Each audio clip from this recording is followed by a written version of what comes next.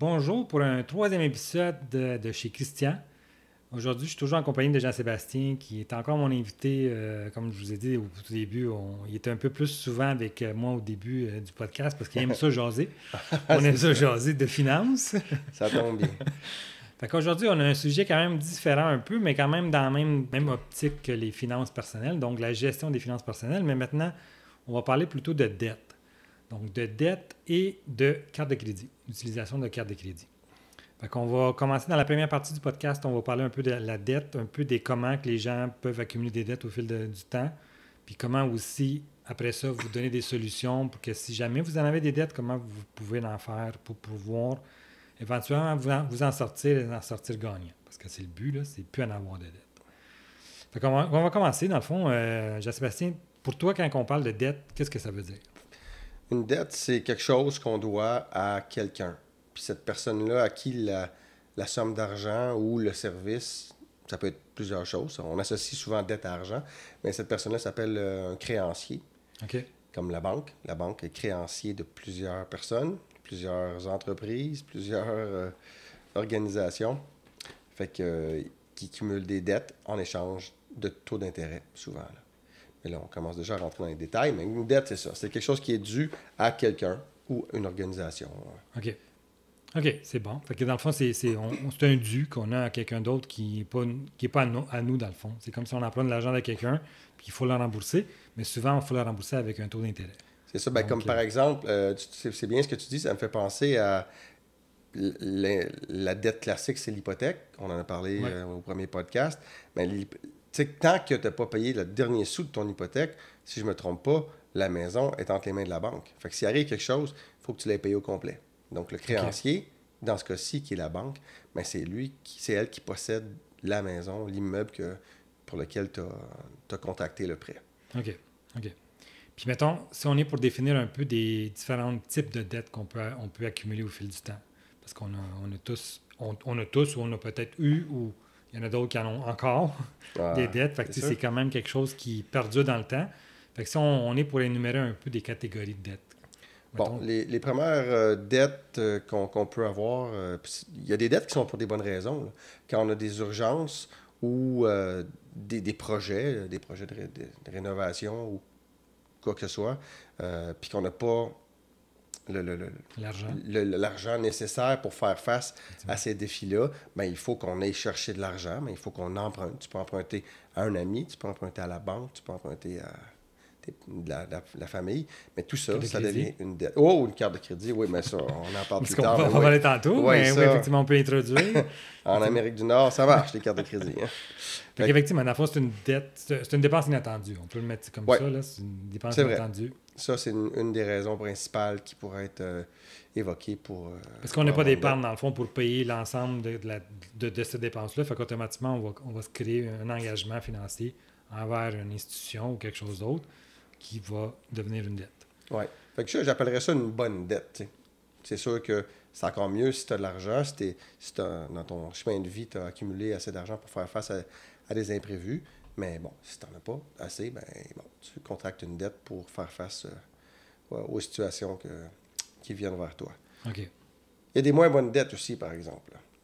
Il y a des gens qui, peut-être, on a parlé des budgets la semaine passée, bien, il y a ça. Là. Si les gens ne sont pas assez disciplinés ou sont incapables de contrôler leur pulsion, puis ils ont besoin d'acheter, toujours acheter. Ce qui arrive beaucoup, j'en suis très conscient, à petit ou à grande échelle, ça crée des dettes.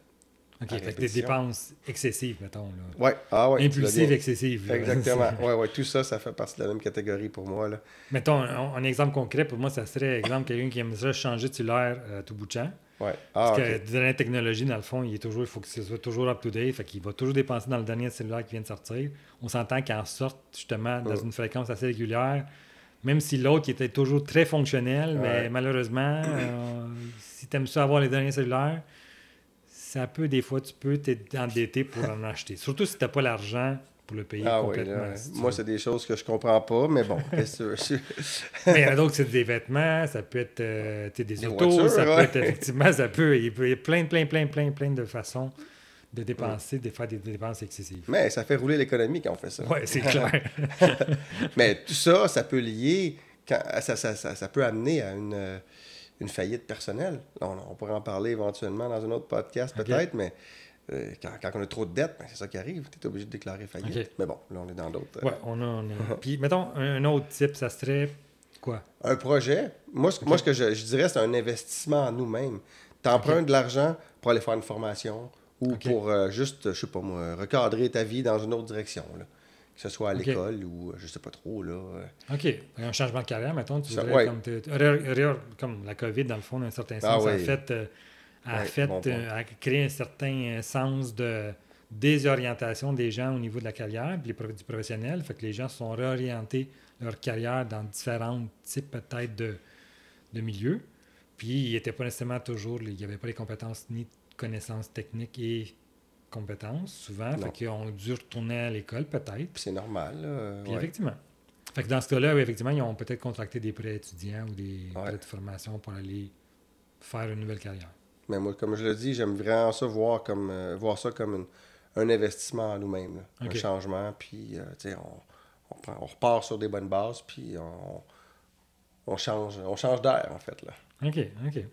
Puis mettons qu'on aurait une autre catégorie, on vient de parler de changement de carrière, la COVID a amené, c'est un exemple très concret pour expliquer qu'il y a plusieurs personnes qui ont perdu leur emploi pour un certain temps ou pour la vie, dans le fond. Il y a des emplois qui sont disparus à travers avec la technologie. C'est une perte d'emploi, dans le fond, là, effectivement, puis là, t'es comme pogné à... Oui, c'est sûr que là, il y a peut-être un peu moins maintenant, mais pendant les dernières années, il y avait une pénurie de main-d'œuvre. On n'arrêtait pas d'entendre ça partout dans les nouvelles économiques, puis partout. Fait que, c'était plus facile de trouver un emploi. C'était plus facile de changer de carrière. Tu n'avais peut-être même pas besoin de suivre une formation.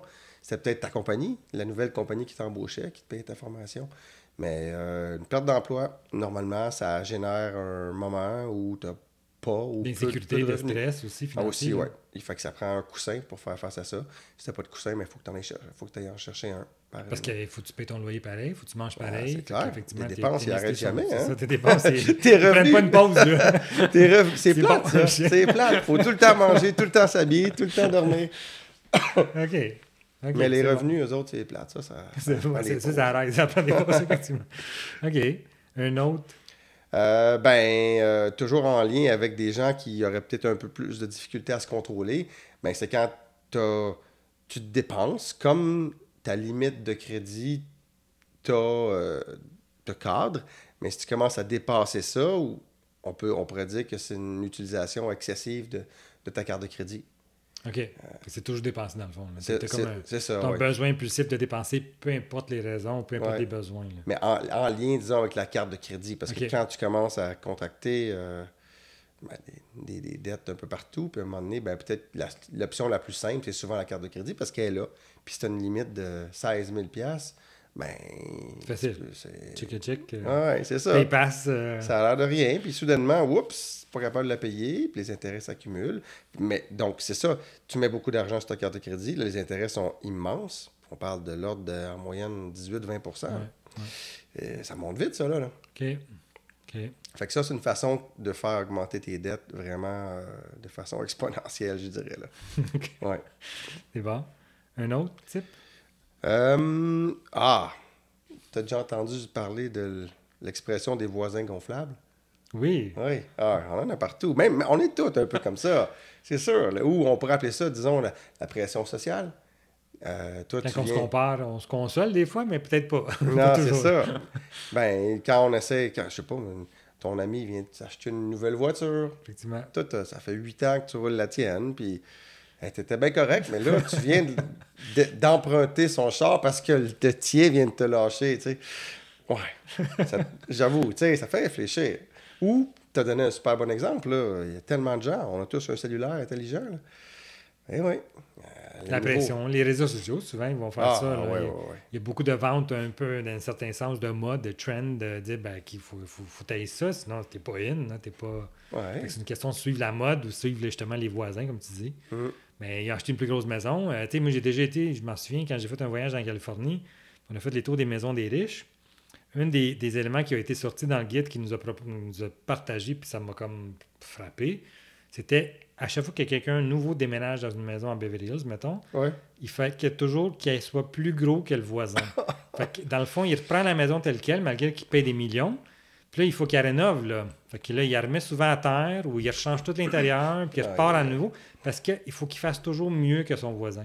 Incroyable. C'est une question de... C'est supposément une normalité. Là. C'est une loi non écrite de Beverly Hills. Oui, automatiquement, qu'il achète une maison, il faut qu'il rénove puis qu'il faut qu'il investisse dedans. Fait automatiquement, ça crée des dépenses quand tu n'as pas les moyens. Là, on parle de... On est des millions, puis on est des gens qui sont plus riches et célèbres, mais quand même, le concept il est là.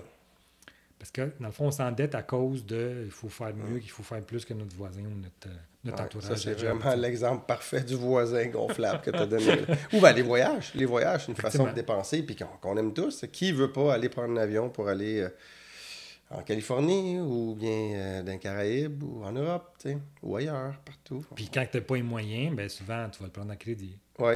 Puis quand ton voisin y va, ou ton frère, ou aïe, ça te fait penser que toi aussi, tu aimerais ça. Puis surtout quand tu as un intérêt. Oui. Parce que si tu as un intérêt, c'est clair qu'on veut tout y aller puis voyager. Quand tu n'en as pas, c'est bon.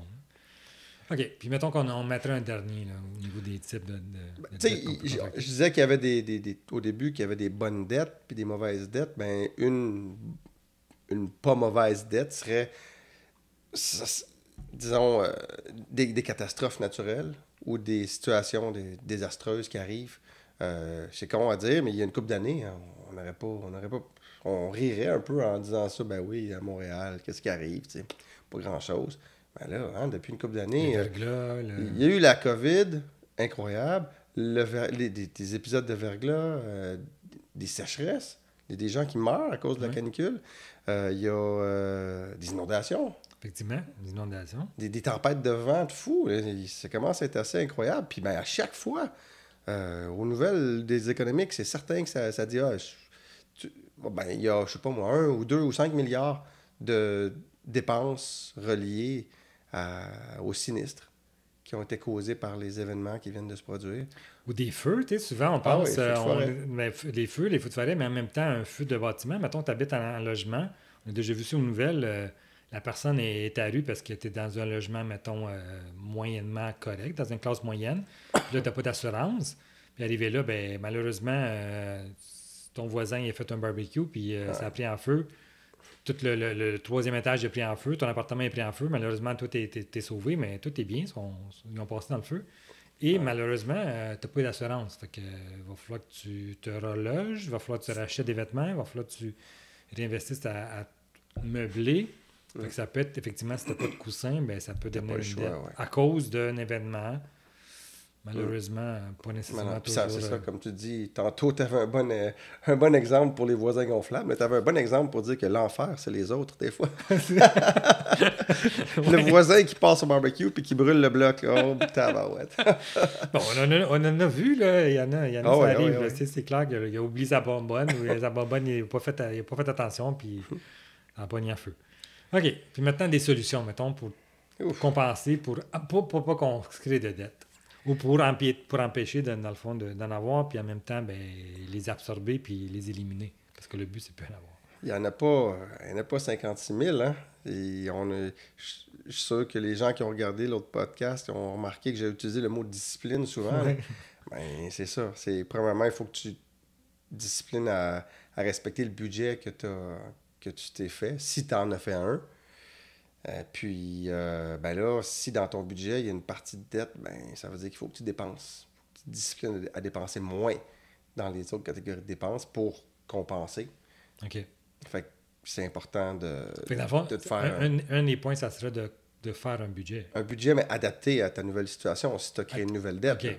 C'est important. Là, tu peux pas continuer à garder le même rythme de vie. Ben, tu peux, mais tu vas juste augmenter ta dette. Puis ultimement, si ça va plus, puis si tu as plusieurs événements qui arrivent, par exemple, catastrophe, ton voisin qui fait un barbecue, des choses comme ça, ben là, tu vas avoir tiré l'élastique au bout, puis ça va être la fin. Puis ultimement, ça peut causer des problèmes plus graves que de l'argent. À un moment donné, Oui, c'est le stress mental.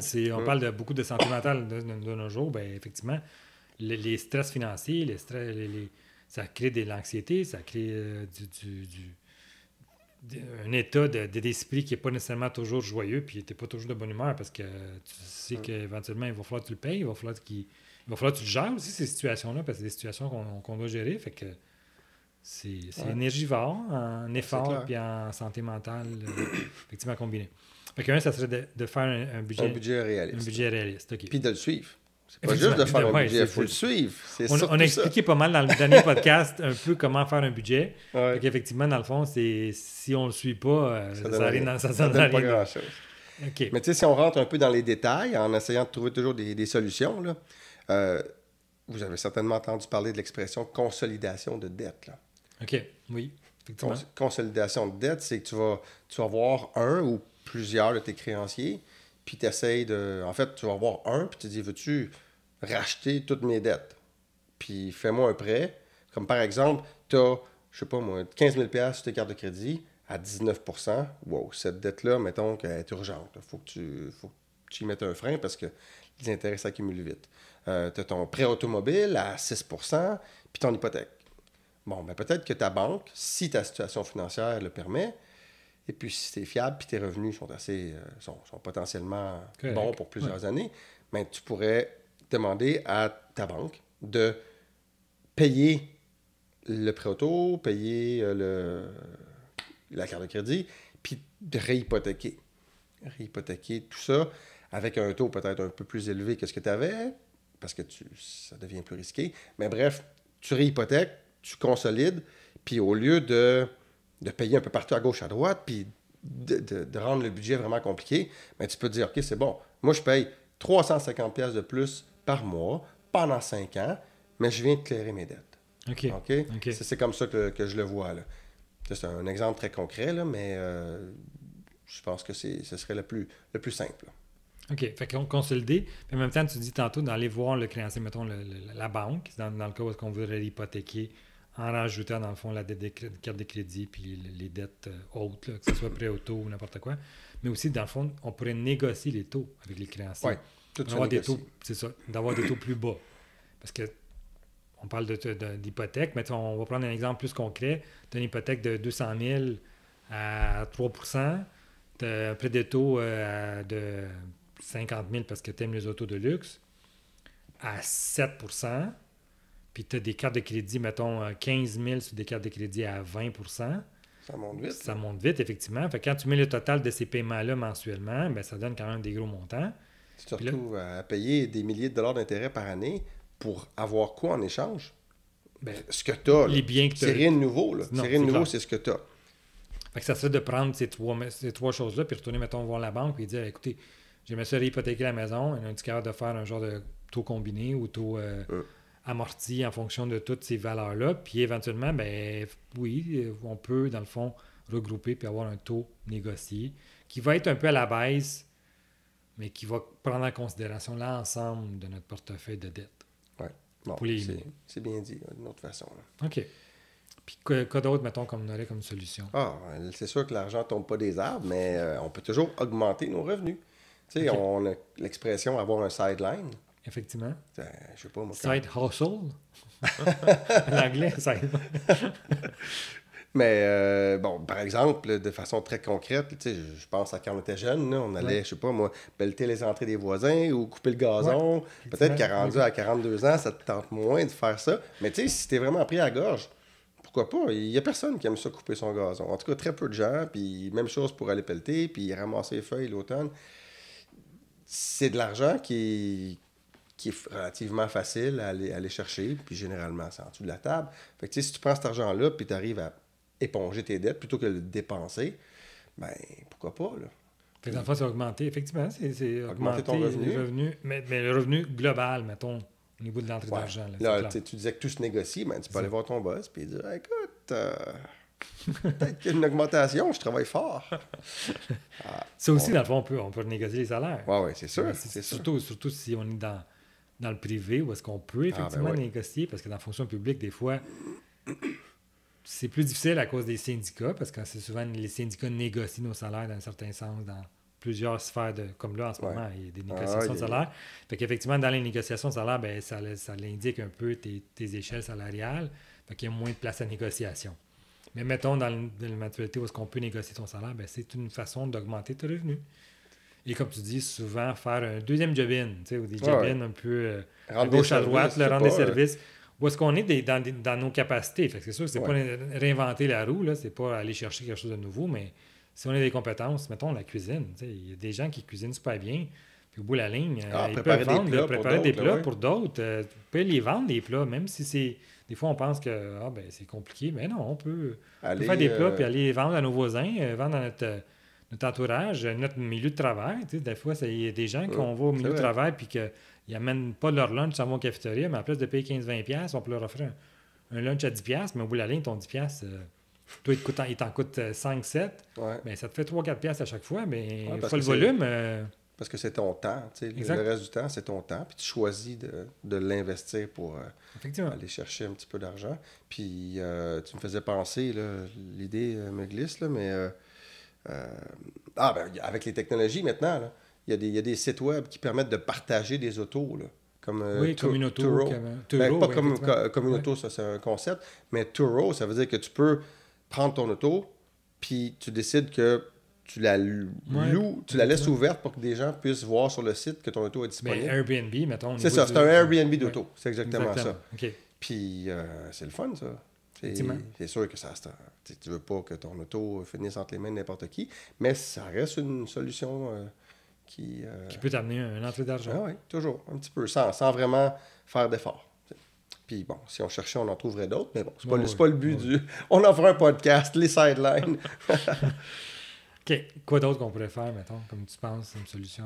Ben plus tôt, on parlait de formation quand on voulait changer d'emploi ou quoi que ce soit. Ben, peut-être une petite formation comme nous. Bon, on essaie de sensibiliser les gens à plusieurs enjeux financiers.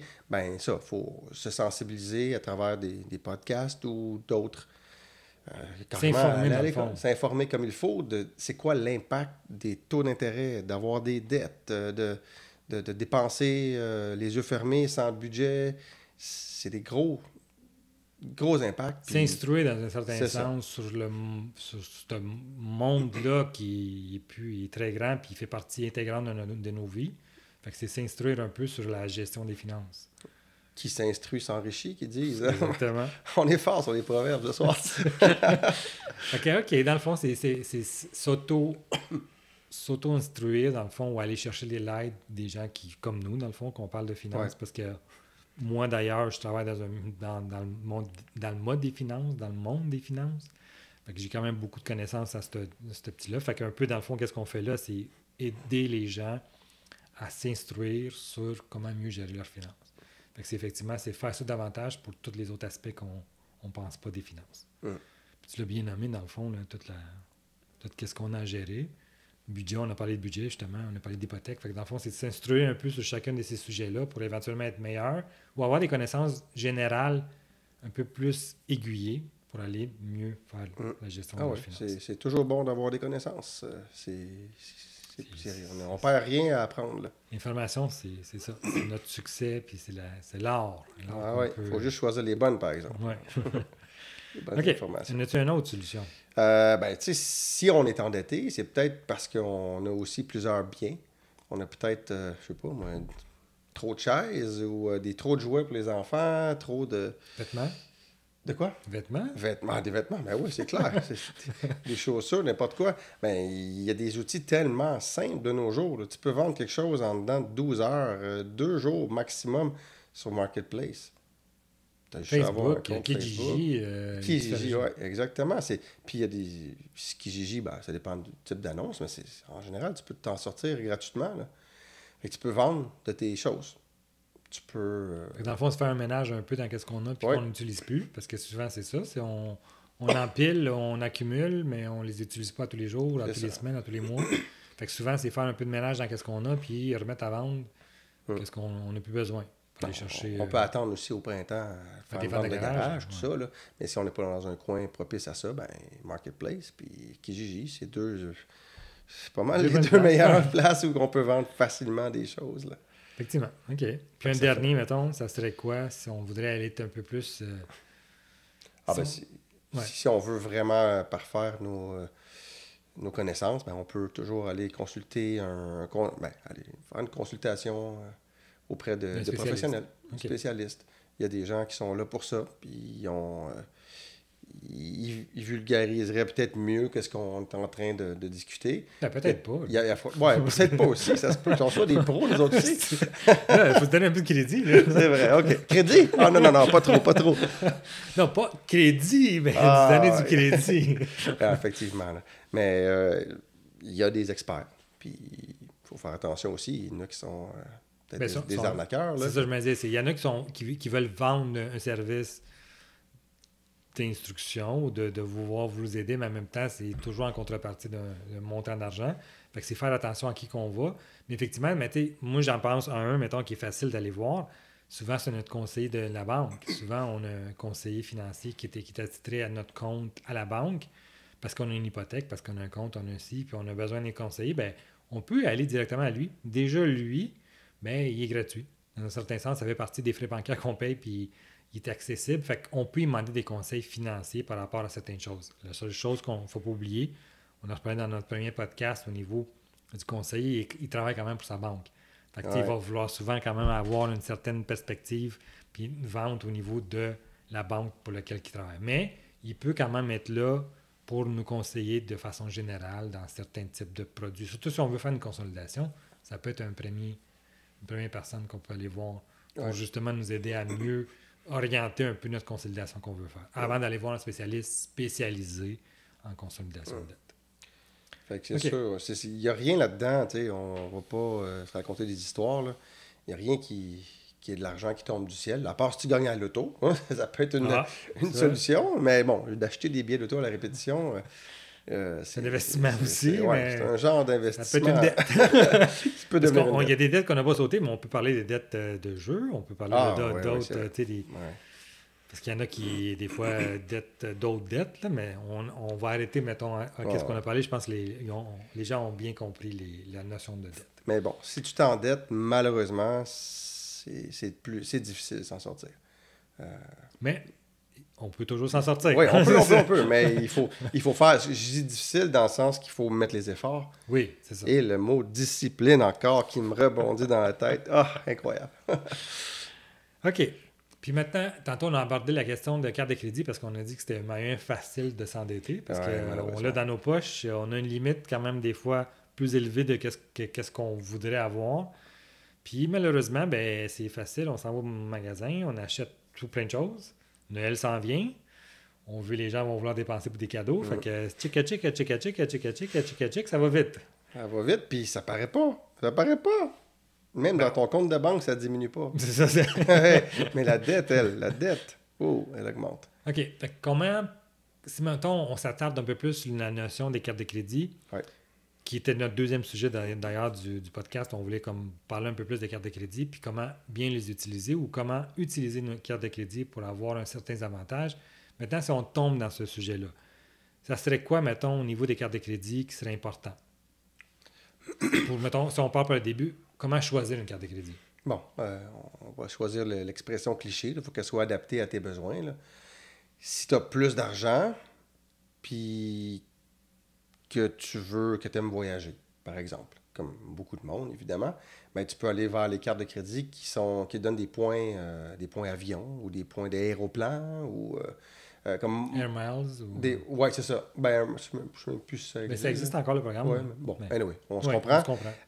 Puis ça, l'avantage là-dedans, c'est que si vraiment tu ne te forces pas pour utiliser tes points, parce que tu fais des voyages régulièrement, que ce soit pour le travail ou pour le plaisir avec ta famille, ben, c'est une façon d'accumuler des points plus rapidement. Là. Je ne sais pas comment l'expliquer, mais si tu prends une carte de crédit, là, je sors déjà à un deuxième modèle, mais il y a des cartes de crédit très simples qui ne coûtent rien, puis qui te disent si tu dépenses tant, mais tu vas avoir pour certains types de dépenses 1%, et pour certains autres types de dépenses 2% de ristournes, et qui sont directement en argent.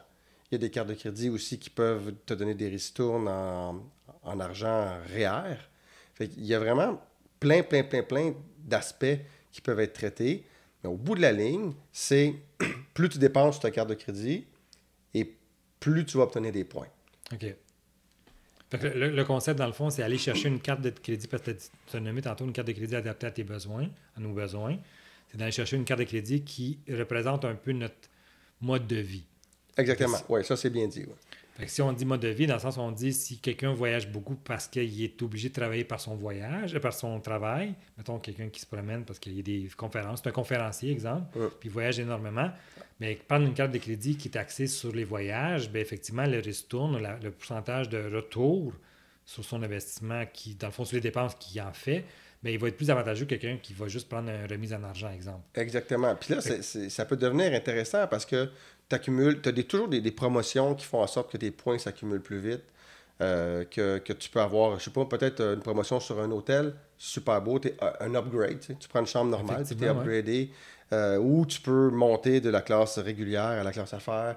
Bon, il y a plein de petits trucs comme ça. Mais bon, évidemment, il faut avoir les fonds. Il faut avoir le mode de vie qui vient avec.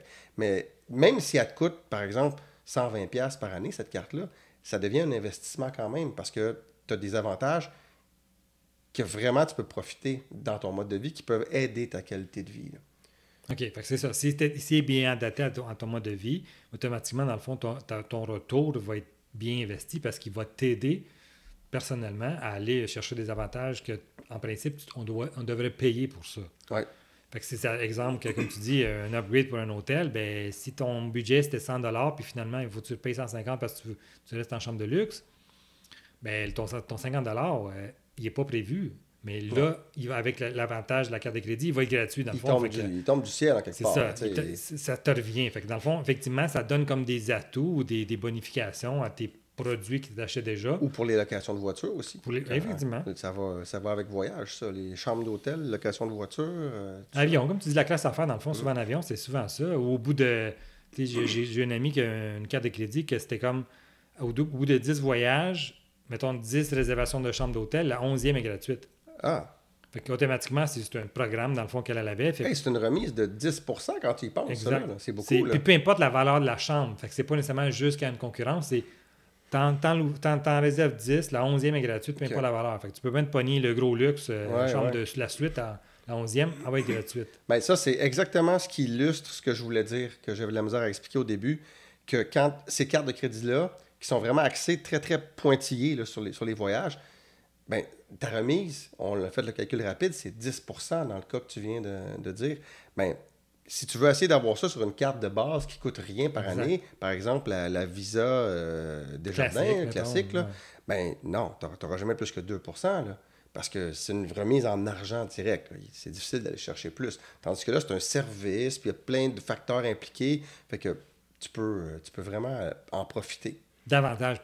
Dans le fond, ton retour sur la dépense est beaucoup plus avantageuse qu'une carte classique. Puis quand tu as ces gros avantages-là, puis des cadeaux de temps en temps qui arrivent comme ça, ben, tu sais, de payer 120, 150$ par année pour avoir une carte, bon, c'est un bon investissement. Là. Oui, puis surtout que le retour sur l'investissement, c'est ça, il est beaucoup plus avantageux. Puis généralement, ces cartes-là, c'est des cartes, je sais pas, or ou cartes... Élite ou Platinum. Puis en plus, il y a toujours une façon de jouer avec les points. Tu sais, comme par exemple, la carte Aéroplan, je l'ai eu longtemps. La carte Visa, CIBC Aéroplan, ben, quand tu accumulais des points, tu peux les accumuler avec ta carte de crédit, mais tu peux les accumuler aussi en voyageant. Ben, tu as des tarifs pour certaines zones. Préférentiels, oui. Tu peux aller... Comme mon trip, pendant 2 ou 3 ans, c'était d'utiliser ça coûtait 25 000 points pour aller partout en Amérique du Nord. Fait que j'ai essayé d'aller le plus loin possible de Montréal pour me dire, bon, ben, je rentabilise mes points. Tu sais, j'allais dans le sud-ouest des États-Unis, San Diego, Los Angeles, Arizona, juste pour être sûr de me dire, ah, ben, j'ai vraiment rentabilisé mes points. Fait que, tu sais, c'est un jeu aussi, en quelque part, là. Mais c'est ça, dans le fond, c'est comprendre les avantages que ces cartes-là donnent. Puis aller vraiment chercher le plus possible, dans le fond, de rentabiliser ces réinvestissements-là ou ces retours-là, ces ristournes-là. Tu te dis, le billet d'avion aurait coûté 650$, mais moi, il m'a coûté 25 000 points. Tandis que pour 25 000 points, j'aurais pu aller dans un endroit, par exemple à Washington, qui le billet aurait été 325$. Là, bon, Je donne des chiffres aléatoires comme ça, mais c'est pour vous dire effectivement. qu'il y a façon de jouer puis de rendre l'investissement encore plus intéressant. Mais ça, c'est OK. pour les cartes avec des plus grandes limites de crédit puis qui sont peut-être pas accessibles à tous, là. Oui, mais c'est quand même des cartes spécialisées, si on peut dire, dans Ouais. certains domaines. C'est ça. Fait que c'est la première affaire, dans le fond, c'est aller chercher, on l'a dit tantôt d'entrée de jeu, c'est aller chercher une carte qui est axée sur notre mode de vie. Donc, Ouais. si c'est pas nécessairement vous, parce que c'est pas votre cas d'aller voyager puis voyager à tout bout de champ à cause du travail ou à cause de vos passions, bien, je pense qu'une carte de crédit de voyage, c'est pas nécessairement avantageux pour vous, là. Fait que, tu sais, ça serait plutôt d'aller chercher une carte de crédit, par exemple, à des ristournes. Parce que les ristournes sont plus accessibles. Je pense que les frais annuels, parce que c'est des frais annuels souvent, il y en a des fois qui sont gratuits même au minimum. Des fois, ça peut être 50 ou 60 pour l'année. Puis les ristournes, il peut y avoir différents types de ristournes. Moi, je sais qu'il y en a plusieurs, qui, exemple, c'est 1% sur tous les achats, 2% sur l'épicerie, puis mettons l'essence, puis 3% sur tout ce qui est restaurant.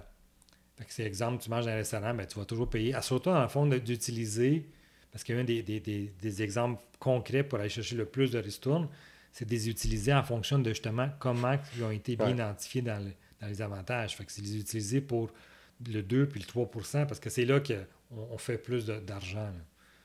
Fait que, OK, Oui, c'est sûr. c'est bon. Non, ben, il faut faire attention parce que le piège sous-jacent à ça, il n'y a rien qui est là pour nos beaux yeux, là. Il y a quelqu'un qui a un avantage à agir comme ça, puis les compagnies qui émettent des cartes de crédit, ben, ils veulent nous faire dépenser un peu plus. Ils veulent nous faire dépenser d'une certaine façon qui est plus avantageuse pour elles. Fait qu'il ne faut pas se laisser prendre au piège puis commencer à payer des intérêts, là. C'est bien beau. On en a parlé tantôt, les intérêts de carte de crédit, c'est les pires, là. Ça n'a pas de bon sens, là. Fait qu'il il faut les limiter. Fait que, mettons, pour bien la gérer, la carte de crédit, parce qu'on a parlé d'avantages, on a parlé des ristournes, mettons... Ben, il y a un autre, pendant qu'on est dans les ristournes, la carte que j'ai présentement, j'ai décidé de downsizer, là, de ne plus me compliquer la vie, là. J'ai vraiment une Visa Desjardins de base là, qui ne me coûte rien, puis elle me donne soit 0,75% de ristourne sur chaque achat ou 2%, dépendamment des catégories d'achat. Puis à chaque fois que j'arrive à 25 d'achat cumulé, de ristourne, ben, ça diminue mon solde de carte de crédit, tout simplement. OK, ça se fait automatiquement. Ça se fait automatique. J'ai rien à faire, j'ai pas besoin de réfléchir, pas besoin de poser d'action. J'ai un crédit sur mon relevé de carte de crédit, c'est marqué dans le bas, 25$ ce mois-ci. C'est pas grand-chose, mais 10 fois par année, 250$, là, ça commence à valoir la peine. Puis j'ai pas investi un sou là-dedans. Je change pas mes comportements non plus, là. Puis c'était ça le but. Je veux plus orienter mes comportements en fonction des promotions. Moi, je veux juste dépenser, puis après ça, payer mon solde au complet pour être sûr de ne pas payer intérêt, là. OK. Fait que l'important, tantôt, tu viens de le dire, payer le solde. Payer le solde, ah oui, ça, c'est... Parce que utiliser une carte de crédit pour pas créer de dette, parce qu'en début d'épisode, on a parlé de dette, pour pas en créer une dette de carte de crédit, ben c'est l'utiliser pour les avantages qu'elle nous donne, mais c'est pas créer de dette. Donc, c'est payer l'ensemble ou la totalité de son solde à la fin de la période de grâce. C'est comme une carte de débit. Si on l'utilise comme ça, c'est comme une carte de débit qui te permet de cumuler tes achats pour faire seulement une transaction à la fin du mois, puis donc de ton compte de banque vers ta carte de crédit. Mais il faut le gérer, il ne faut pas l'oublier, il ne faut pas manquer à date une journée parce que tes intérêts vont se cumuler. C'est comme, à place de sortir la carte Interact, pour payer Interact, bon, on sort la carte de crédit. Tu fais des points selon tes forfaits. Puis, au bout du mois, ben, c'est remboursé tout de suite la carte. C'est comme si on aurait sorti l'argent d'un compte bancaire, mais on va payer la carte de crédit avec. On se donne un petit délai. Oui, on a un délai. C'est l'avantage, dans le fond, de payer une certaine... Parce que pour moi, je trouve que c'est un avantage. Acheter Interact, c'est qu'il faut que tu aies l'argent dans le compte pour le payer. Si tu n'as pas l'argent dans le compte, ça passe pas, c'est clair. Carte de crédit, ça permet d'acheter d'un peu à crédit, mais tu as une période de grâce. Des fois, ça peut être 14 jours, 21 jours. C'est ça, dépendamment. Ça dépend dépendamment des cartes et des émetteurs. Fait que c'est important de comprendre que tu as un délai de grâce, mais au bout du délai de grâce, si tu ne veux pas payer d'intérêt, qui est à retenir, c'est vraiment de payer l'ensemble et la totalité virement de ton compte bancaire directement dans ta carte de crédit. Comme ça, on n'en parle plus. Tu vas aller chercher les avantages, puis tu as juste seulement les avantages et non pas la dette que tu te crées. Et tu recommences à chaque mois, puis il n'y a pas de problème. Il n'y a pas de problème. OK. Puis y a-tu d'autres façons, mettons, au niveau des cartes de crédit, qu'on peut améliorer un peu, dans le fond, aller chercher un peu plus d'avantages? Y a-tu des cartes qui offrent d'autres choses? Y a-tu des cartes qui... Oui, il y a des bonus d'inscription, OK. des promotions pour que, ben, tu sais, la compétition entre les banques. Il y a Ouais. quand même 7, 8 grandes banques canadiennes, là. Fait eux, ben, ils essayent d'aller chercher les meilleurs clients, ceux qui payent ceux qui représentent le moins de risques, ceux qui vont dépenser le plus. Fait qu'ils vont donner un bonus, mettons, 15 000 points Aéroplan, ce qui équivaut à un voyage, par exemple, je sais pas, moi, en Nouvelle-Écosse. OK. C'est quand même pas pire, là, pour un billet, aller-retour. 15 000 points, il te le donne. Il te donne jamais vraiment ça, là, mais bon, quand même, il te l'offre si tu payes la carte de crédit. Mais souvent, ces cartes-là vont coûter, je sais pas, moi, 120$ par année, peut-être un peu plus, là, pour que... Pour, Pour adhérer, dans le fond. pour adhérer puis pour bénéficier des avantages de cette carte. Mais si, exemple, tu avais l'intention de souvent faire ce voyage-là en Nouvelle-Écosse, Ben, puis là, tu avais l'intention de, c'est peut-être d'aller voir est-ce qu'il y a un produit que je peux aller chercher, parce qu'au bout de la ligne, tu vas faire un 2 pour 1. Tu vas aller chercher, automatiquement, tu allais le payer de toute façon. Fait que ton 120$ que tu vas investir dans son annuel, sa cotisation annuelle, il va être bien investi, puis il va te permettre d'aller payer ton voyage, que tu avais déjà l'intention d'en payer plus. Fait qu'au bout de la ligne, automatiquement, en partant, tu pars déjà gagnant. exactement. En faisant une nouvelle inscription. Fait que oui, effectivement. Puis moi, je connais des fois des façons d'aller chercher des cartes de crédit parce que dans le fond, il faut aller magasiner un peu en ligne, voir c'est quoi les avantages des différentes cartes de crédit. Chose que j'ai jamais faite, là. OK. Jamais. Mais c'est important. Moi, je pourrais dire que par mon passé, j'ai appris à gérer des cartes de crédit parce que j'ai commencé. Non, mais c'est parce que disons que j'avais une pratique. Pour moi, c'était pour comprendre. Je commençais, j'étais tout jeune, puis je commençais à bâtir mon crédit. Puis il y a des gens qui m'ont déjà dit, quand tu bâtis le crédit, pour bâtir un crédit, il faut être du crédit, parce qu'on évalue ton crédit. Fait que moi, j'ai fait des demandes de crédit à des cartes de crédit pour avoir plusieurs cartes de crédit. C'est un banquier qui t'a dit ça, hein? C'est ça, toi. Fait que je me suis ramassé avec plusieurs cartes de crédit, disons. Jusqu'à temps qu'à un moment donné, j'ai été appliqué pour un prêt auto, puis que la personne, le conseiller, là, ils m'ont dit, écoute, c'est pas que tu payes pas tes cartes de crédit, c'est que t'en as trop. Fait que faut que tu fasses une bonne gestion. Fait que là, j'ai compris que, OK. Fait que c'est pas juste d'en avoir. Fait que le but aujourd'hui, d'aller inscrire ou aller chercher une nouvelle carte de crédit parce qu'on veut échanger, on veut l'échanger pour un but précis, d'aller chercher une promotion. Ouais. Fait que c'est pas d'en créer ou d'en rajouter une deuxième carte de crédit, mais c'est plutôt d'aller chercher la promotion. Peut-être garder en tête de couper la vieille carte de crédit. Exactement. T'sais, dans le fond, c'est switcher. Donc, on en prend une nouvelle pour aller éteindre la deuxième ou l'annuler la deuxième. Fait qu'on n'en veut pas deux ou on en veut une ou deux si c'est besoin. Là, peut-être une Visa et une Mastercard. Il y a certains commerces qui... Mais on n'en fait pas une collection. Là. C'est ça le plus. On fait pas de collection de crédit. C'est pas recommandé. C'est dangereux, ça. OK. Qu'est-ce qu'on peut faire d'autre aussi? Dans le fond, qu'est-ce qu'on peut utiliser sur les cartes de crédit pour nous mettre à notre avantage à nous puis d'en tirer profit? Qu'est-ce que les cartes de crédit en général offrent?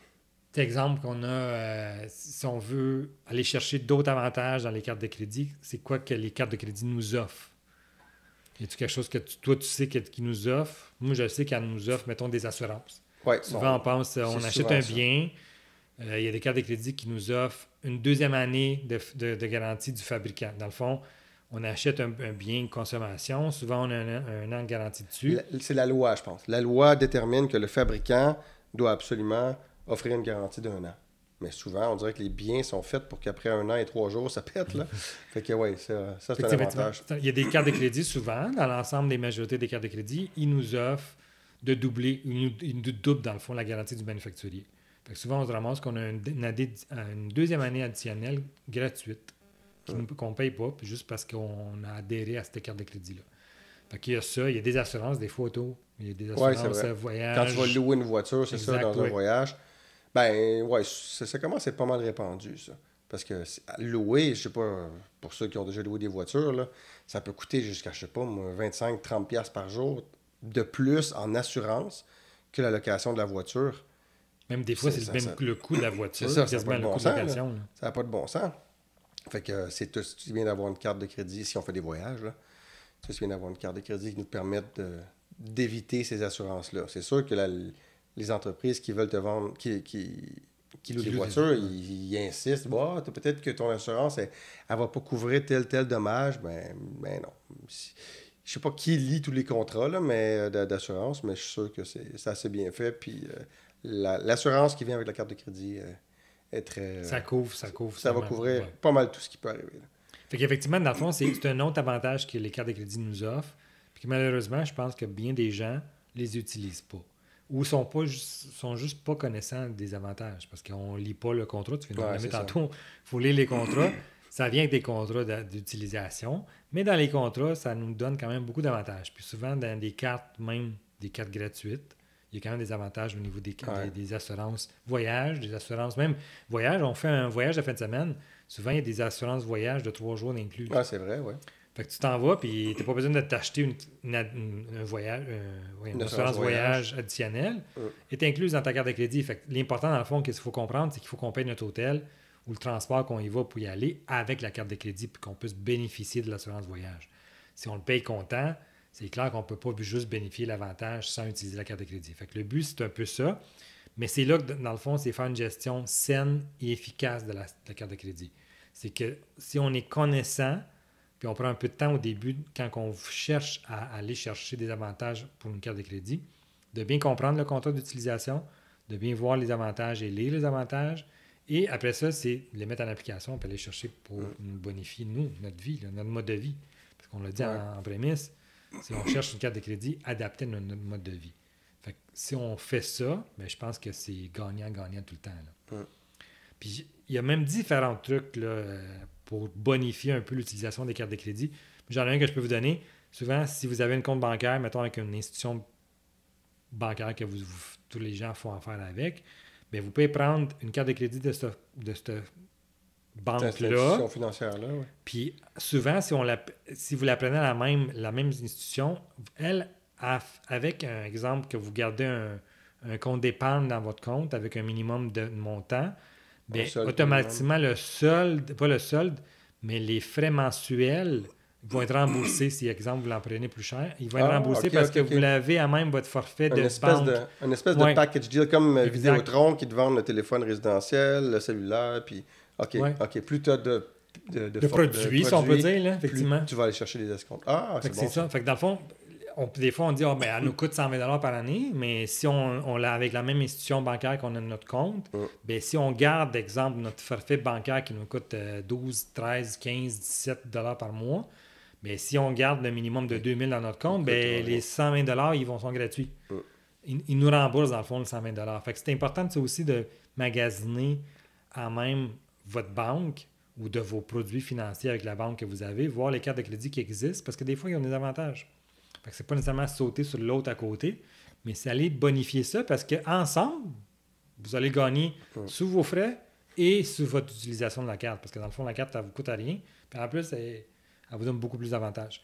Puis souvent, les garanties, là, les gens, moi je le sais, par expérience, souvent, on a la tendance à ne pas les utiliser. Mais tu sais, on a souvent une garantie pour les achats en ligne. Souvent, on les oublie. On les oublie. Moi, c'est arrivé que ça va vite dans la vie. Tu vas acheter quelque chose, puis là, ben, tu te fais vendre une garantie prolongée ou je sais pas, tu n'y penses plus, puis où ça brise, puis tu as oublié que cette carte de crédit-là te permettait d'avoir un allongement de ta garantie.